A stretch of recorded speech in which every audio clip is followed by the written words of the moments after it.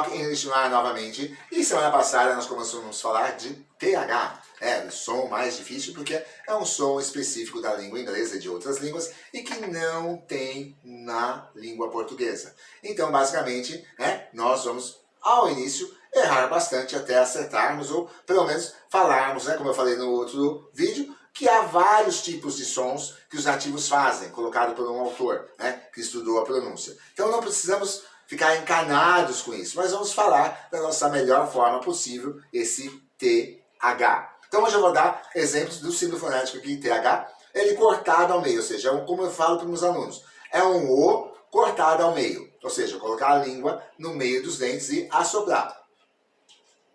Só isso, tá? Não tem som. Mas aquilo, ele vai sair um som de T leve, vai sair algum som ele vai acabar saindo, mesmo dizendo que ele não tem som. Pode perceber que quando nós ouvimos os diálogos, ou eles falando, existe um som mínimo de alguma coisa, Vamos lá.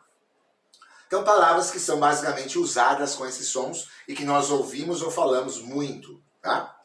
Think, think, thought, thought. E esse thought, que é o passado de think, tem uma coisa. Nós temos ensinar, teach. E o passado dele é taught, taught. Só que a diferença, ó, taught, taught, taught, taught. Ok? Tá? Então tem essa diferença, então cuidado. E aí mais palavras com esse símbolo. 13, Thursday, Thursday, 3, 30, 30. Ok? Então a gente vai ali colocando, o máximo que a gente pode. Vai sair som de T, como sai, vocês podem perceber isso,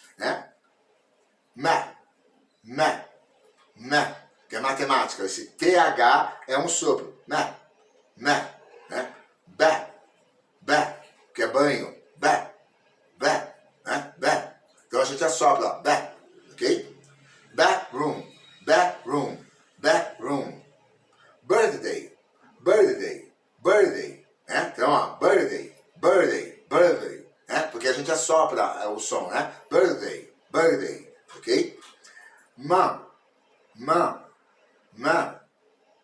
Thanks. Então, thanks. Para não falar tank. Que se a gente falar tank, é de tanque, Então, thanks. Tamp. Dedão. Tamp. Tá? Então, nós temos isso. Ah, e tem mais um. Mal, que é boca. Mal.